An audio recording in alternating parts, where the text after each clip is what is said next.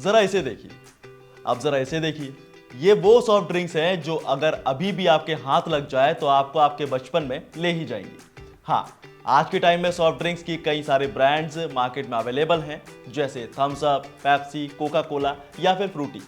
और भी कुछ ऐसे तमाम ब्रांड्स भारतीय बाजार में अपनी धाक जमाए हुए हैं। लेकिन कभी आपने ये सोचा है कि भारत में सॉफ्ट ड्रिंक्स की शुरुआत कैसे हुई और कब हुई, और इस वक्त कैंपा कोला की इतनी ज्यादा बातें क्यों हो रही हैं? तो चलिए आज बात करेंगे कैंपा कोला के दिलचस्प इतिहास के बारे में, और बात यह भी करेंगे कि आखिर अचानक इसकी इतनी चर्चा क्यों होने लगी। तो नमस्कार, मैं हूं आपके साथ दिव्यांश वर्मा और आप देख रहे हैं वन इंडिया हिंदी।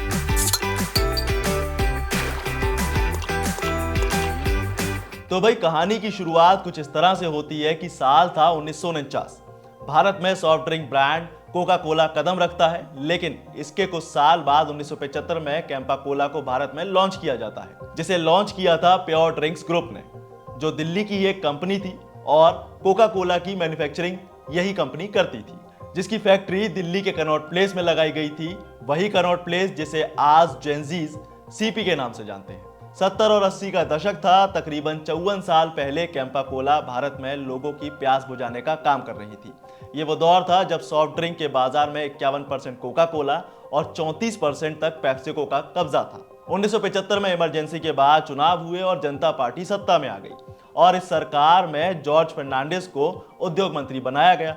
सत्ता में आते ही उन्होंने एक बड़ा फैसला लिया और भारत में कोका कोला का प्रोडक्शन बंद कर दिया। इतना ही नहीं, उन्होंने भारत में काम कर रही सभी विदेशी कंपनियों को नोटिस जारी किया और फेरा यानी फॉरेन एक्सचेंज रेगुलेशन एक्ट का पालन करना अनिवार्य कर दिया। अब यही वो दौर था जब सरदार मोहन सिंह की company pure drinks Coca Cola का प्रोडक्शन करके खूब कमाई कर रही थी, और उस वक्त यही कंपनी कोका कोला की इकलौती डिस्ट्रीब्यूटर भी थी। जनता पार्टी के फैसले के बाद प्योर ड्रिंक्स ने नई प्लानिंग की और कोका कोला ड्रिंक्स को लॉन्च किया, और उधर कोका कोला पर फुल स्टॉप लगाने के बाद सरकार ने 777 नाम की ड्रिंक लॉन्च कर दी। अब नाम 777 क्यों?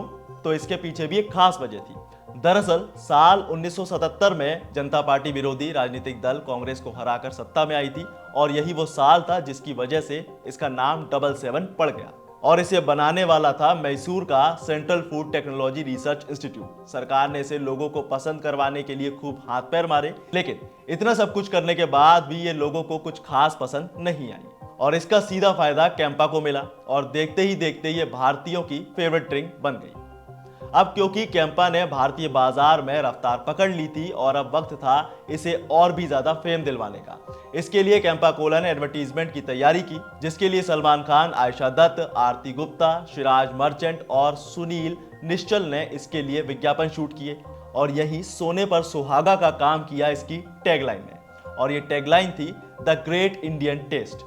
अब ये टैगलाइन हर भारतीय की जुबान पर चढ़ गई थी, और इसी वजह से कैंपा कोला हर जगह दिखने लगी। चलिए, ये तो बात हुई कैंपा कोला के इतिहास की।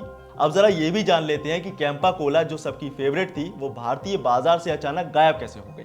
दरअसल 90 के दशक में भारत में कैंपा के डाउनफॉल की शुरुआत हुई। उस वक्त भारत में धीरे धीरे विदेशों के नए ब्रांड्स मार्केट में अपने पांव पसारने लगे। 90 के दशक के अंत तक तत्कालीन फाइनेंस मिनिस्टर मनमोहन सिंह ने भारतीय अर्थव्यवस्था को ग्रेनियश बनाने के लिए कुछ सुधार किए। तत्कालीन सरकार के उन्हीं फैसलों की वजह से विदेशी ब्रांड्स की भारत में एंट्री आसान हो गई और देसी ब्रांड्स के बुरे दिन शुरू हो गए। असल में कैंपा कोला के भारतीय बाजार से सिमटने की वजह थी एक विदेशी कंपनी की नकल। लेकिन जैसे ही मार्केट में कोका कोला आई और इसकी रफ्तार धीमी पड़ गई। अब अच्छी टैगलाइन के बाद भी कैंपा कोला को थम्स अप ने मार्केट में तगड़ी पछाड़ दी। हालांकि 1977 में कोका कोला का मार्केट खत्म सा था, लेकिन जब वापस इंडियन मार्केट में कोका कोला की एंट्री हुई तो उस वक्त ये अकेले नहीं थी, बल्कि इसके साथ थी पेप्सिको। अब लोगों को इन दोनों ही ड्रिंक्स का स्वाद खूब भा रहा था, और बस कैंपा कोला की सेल गिरने लगी और धीरे धीरे ये इंडियन मार्केट से लुप्त होने लगी। और साल 2000 में प्योर ड्रिंक्स ग्रुप ने अपना दिल्ली वाला बॉटलिंग प्लांट बंद कर दिया, और ऐसे करके इंडियन मार्केट से कैंपा कोला की वापसी हो गई। लेकिन अब एक बार फिर कैंपा कोला इंडियन मार्केट में नजर आएगी। हालांकि मार्केट में तो ये अभी भी है, पर ज्यादातर देखने को कम ही मिलती है।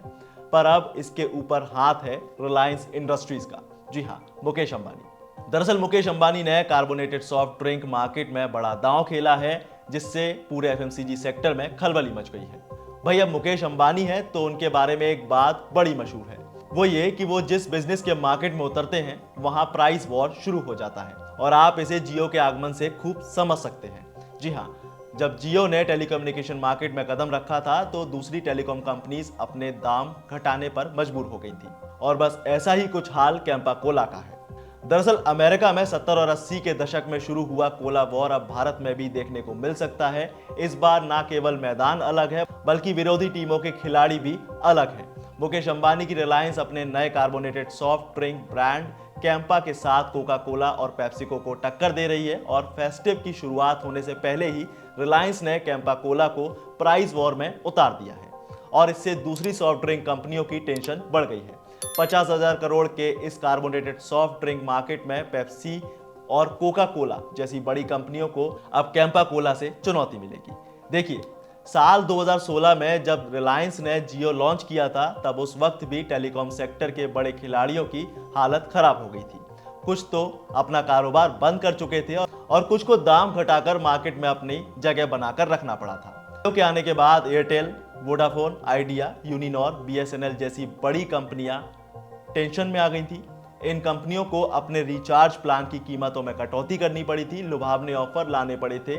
जियो के फ्री डेटा और फ्री कॉलिंग जैसे ऑफर की वजह से कंपनियां बुरी तरह से पिछड़ गई थी। अब यही वजह है कि महज 5 से 6 सालों में जियो टेलीकॉम सेक्टर का राजा बन गया। कोल्ड ड्रिंक्स मार्केट में भी ऐसा ही कुछ देखने को मिल सकता है। डिस्काउंट ऑफर, कम कीमत के दाम पर मुकेश अंबानी की कैंपा कोला और पेप्सी जैसी बड़ी कंपनियों को टक्कर दे सकती है। वहीं कैंपा कोला के साथ मेड इन इंडिया वाला इमोशनल पॉइंट तो है ही, जो इसे कोला और पेप्सी जैसी विदेशी कंपनियों से टक्कर लेने में मदद करेगा। अंबानी जानते हैं कि भारत एक बड़ा बाजार है और इसीलिए उनकी रणनीति तेजी से और नए सेक्टर्स में बढ़ने के लिए कम कीमतें उनके लिए काफी फायदे का सौदा है। उन्होंने एफएमसीजी बिजनेस में भी यही रणनीति अपनाई है और हिंदुस्तान यूनिलीवर जैसी बड़ी कंपनियों से मुकाबला करने की जिम्मेदारी उठाई है। तो क्या अंबानी अपने प्लान में सक्सेस हो पाएंगे? क्या कैंपा कोला लोगों का दिल एक बार फिर जीत पाएगी? ये देखने वाली बात होगी।